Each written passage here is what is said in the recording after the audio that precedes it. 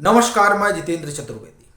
नीतीश कुमार को झटका तो बड़ा भारी लग गया है और ये अंदर से भी है और बाहर से भी है। अंदर से जब कहें तो पार्टी के भीतर जो चल रहा है उसने नीतीश कुमार को दोराहे पर लाकर खड़ा कर दिया है, और पार्टी से बाहर जो चल रहा है उसने उनकी महत्वाकांक्षा को धराशायी कर दिया है। तो पहले बाहर की बात कर लेते हैं, और वो जरूरी भी है क्योंकि यह बाहर की ही बात थी जब एनडीए छोड़ महागठबंधन में भागे थे नीतीश कुमार, इस आशा के साथ कि वहां उनको जो है बिठाया जाएगा, चरण पखारा जाएगा और फिर कह दिया जाएगा कि आप ही तो पीएम का चेहरा है। उसकी कवायद भी खूब हुई, होर्डिंग पोस्टर भी खूब लगा, लेकिन लालू प्रसाद यादव ने ये क्या कह दिया, उन्होंने तो एक झटके में नीतीश कुमार के सपनों को चूर चूर कर दिया। पहले तो उन्होंने राहुल गांधी को कहा कि अब दुल्हा बन जाइए, फिर वो कह रहे हैं कि देखिए पीएम चेहरा तो वही बनेगा जो पत्नी के साथ जो है वो लोक कल्याण मार्ग में रहेगा। अब लीजिए, तब अब उसमें तो बहुतों का नंबर कट गया। अब सवाल ये उठता है कि लालू प्रसाद यादव कहना क्या चाहते हैं, क्या वो कुछ और इशारा कर रहे हैं और उस इशारे में नीतीश कुमार तो फिट नहीं बैठ रहे हैं। तब सवाल उठता है कि चेहरा कौन होगा, और बिना चेहरा के क्या नीतीश कुमार वहां खड़े रह पाएंगे, यह भी अपने आप में एक बड़ा प्रश्न है। वैसे जो लालू प्रसाद यादव इशारा कर रहे हैं उसमें तो लग रहा है कि नीतीश कुमार का पत्ता तो कटा हुआ है, और इसी के लिए तो वो गए थे कि वो चेहरा बनेंगे। तो जब चेहरा रहेंगे ही नहीं तो वहां नीतीश कुमार करेंगे क्या, एक तो प्रश्न ये है। दूसरा, पार्टी के भीतर जो घमासान चल रहा है वो ये कि विधायकों का और सांसदों का एक धड़ा है जो अब इनके साथ रहने का मन नहीं बना पा रहा है। मिल तो रहे हैं सबसे बारी बारी से, उससे जानकारी भी ले रहे हैं कि क्या सब चल रहा है आपके इलाके में, क्या स्थिति है, क्या परिस्थिति है, लेकिन दरअसल ये वो जो मिल रहे हैं वो टोह रहे हैं कि क्या किया जाए। क्यों? क्योंकि कुछ भाजपा के साथ जाने के लिए तैयार हैं और कुछ राजद के साथ भी जाने के लिए तैयार है। राजद में भी एक धड़ा है जो रोड़ा अटकाए हुए है कि इनको आने नहीं देना है इस ओर, और तीसरी तरफ आपको ध्यान ही होगा कि हरवंश जी उपसभापति राज्यसभा वो जाकर नीतीश कुमार से मिलते हैं। अब कहा जा रहा है कि चूंकि वो उपसभापति पीएम के करीबी लोगों में गिने जाते हैं तो ऐसी चर्चा है कि वो कोई संदेश लेकर गए हैं संभवतः प्रधानमंत्री का, और उस संदेश में दोनों तरफ से बातचीत का सिलसिला संभवतः चल रहा है। लेकिन इस बातचीत के सिलसिले में आप देखिए, चिराग पासवान का एक इंटरव्यू हुआ इंडियन एक्सप्रेस में। चिराग पासवान क्या करें? चिराग पासवान कह रहे हैं कि भाजपा को तय करना होगा कि वो नीतीश कुमार के साथ जाना चाहेगी या जो वो अपने 3-4 सहयोगी यहां बना रहे हैं बिहार में, यानी उपेंद्र कुशवाहा हो गए, फिर मुकेश सहनी हो गए, खुद चिराग पासवान हो गए, और उधर देखिए भाजपा में आरसीपी सिंह ही हैं, तो इन लोगों के साथ उनको चलना है। ये प्रश्न वो खड़ा कर रहे हैं। और तीसरी तरफ आप देखिए, सुशील मोदी जो है वो कह रहे हैं नाक रगड़ लें लेकिन इनको जो है अब आने नहीं देना है, भाजपा में दरवाजे सारे बंद कर दिए गए।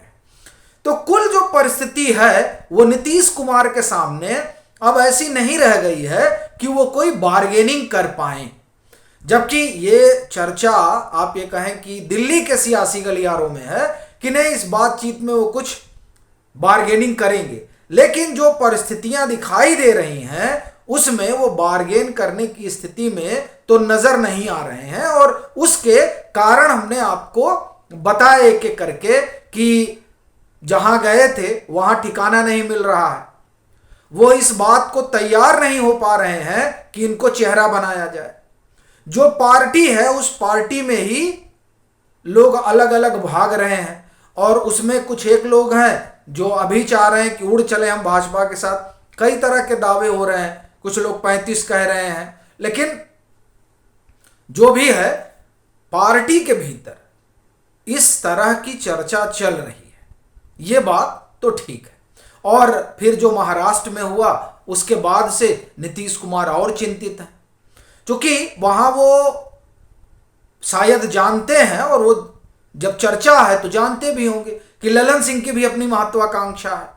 कुछ लोगों का तो ये भी कहना है कि वही ज्यादा चाहते हैं कि गठजोड़ हो जाए, या ये कहें कि विलय हो जाए, ज्यादा ललन सिंह ही चाहते हैं कि राजद के साथ हो। और जब ये चर्चा चल रही है तो इस तरह की चर्चा के पीछे की एक वजह भी है, और वो वजह आपको ख्याल होगा कि जब एनडीए छोड़ महागठबंधन का हिस्सा जदयू बनी थी, उसके बाद एक प्रेस कॉन्फ्रेंस हुई थी जो ललन सिंह ने की थी, और उस प्रेस कॉन्फ्रेंस में उन्होंने बताया था कि 2017 में वो कौन लोग थे जिनके कहने पर नीतीश कुमार महागठबंधन छोड़कर एनडीए का हिस्सा बने थे। और उसमें उन्होंने जब नाम गिनाया तो उसमें हरबंश जी भी थे।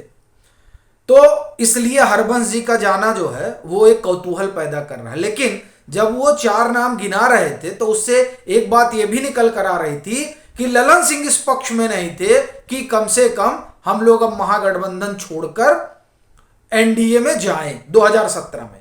और अभी जब मुझे लग रहा है दिसंबर का महीना रहा होगा, जब जदयू की अपनी बैठक हो रही थी, उनका आप ये कहें कि राष्ट्रीय परिषद थी, उस राष्ट्रीय परिषद में नीतीश कुमार ने कहा था कि दरअसल वो एनडीए छोड़कर आए क्यों, तो उसमें उन्होंने बताया था कि ललन सिंह की सलाह थी। तो इसलिए अब ये बात बलवती हो चली है कि जदयू के भीतर जो ये धड़ा है ललन सिंह का, वो राजद के साथ जाने का पक्षधर है, यानी विलय का पक्षधर है। और यही बात उपेंद्र कुशवाहा को भी खटकी थी, इसीलिए उपेंद्र कुशवाहा भागे थे कि नहीं अब यहां रहने कोई मतलब नहीं है, क्योंकि अपनी तो सुनी नहीं जा रही है, जो कुछ हो रहा है वो ललन बाबू के ही कहने से हो रहा है। अब ये अलग बात है कि एक समय में ललन बाबू उपेंद्र कुशवाहा की बड़ी जुगलबंदी थी जब आरसीपी सिंह को पार्टी से बाहर करना था। अब आरसीपी सिंह पार्टी से बाहर हुए तो ललन सिंह को लगा कि अब उपेंद्र कुशवाहा भी जाएं, तो उपेंद्र कुशवाहा भी बाहर हो गए।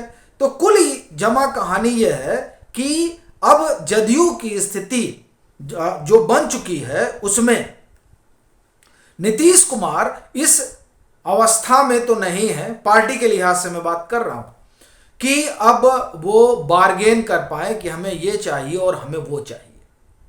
तो अब सवाल उठता है कि जदयू करेगी क्या, और यही जो है सबसे बड़ा सवाल है। और अब ऐसा मालूम पड़ता है कि जो परिस्थितियां हैं उसमें भाजपा बड़े निरपेक्ष भाव से देखने जा रही है कि क्या जो जैसा हो रहा है वैसा होने दीजिए। चूंकि लालू प्रसाद यादव ने तो कम से कम पीएम फेस के बारे में जो घोषणा की है उसके बाद से अब नीतीश कुमार के पास कोई विकल्प रह नहीं गया है। अब वो तय कर लें कि उनको इधर रहना है या उधर जाना है, और उधर जाना है तो उधर दरवाजा खुला है, तो अगर खोला जा रहा है तो किन शर्तों पर खोला जा रहा है। ये सब तमाम चीजें हैं जो नीतीश कुमार को परेशान कर रही हैं। लेकिन उनकी पार्टी में जो लोग हैं उन्होंने तकरीबन माना जा रहा है कि मन बनाया है कि उन्हें किस दिशा में चलना है, और शायद वो लोग इंतजार कर रहे हैं कि चुनाव की घोषणा हो तब तो इधर उधर जाएं। अभी उधर उधर जाने का क्या मतलब रह जाएगा, फिर वही टंटा शुरू होगा। तो एक हो सकता है कि जो तमाम परिस्थितियां बनी हैं उसमें यह भी एक कारण हो, मगर एक चीज तो स्पष्ट है कि ये जो जहाज है नीतीश कुमार का वो अब डूब रहा है। अब उसे वो बचा पाने की स्थिति में तो नजर आ नहीं रहे हैं। सो वो करेंगे क्या, ये देखने वाली बात रहेगी। और उनकी पार्टी में जो भगदड़ वाला मसला है वो आप देखिए कि कम से कम मतांतर पर पिछले 1.5 साल से हम लोग इस बात की चर्चा कर रहे हैं कि इनकी पार्टी में भगदड़ है। और वो आप देखिए हम लोग अगस्त से इसकी बात कर रहे हैं, और अगस्त के बाद से किस तरह से घटनाक्रम बदला, और आज इस स्थिति में जदयू खड़ी हो गई है कि नीतीश कुमार को सूझ नहीं रहा है कि किया क्या जाए। चूंकि दरवाजे अब उनके लिए सभी बंद होने लगे हैं। आपकी अपनी क्या राय है जरूर साझा करें। मतांतर से नहीं जुड़े हैं तो जुड़े, वीडियो को लाइक करें और खूब शेयर करें।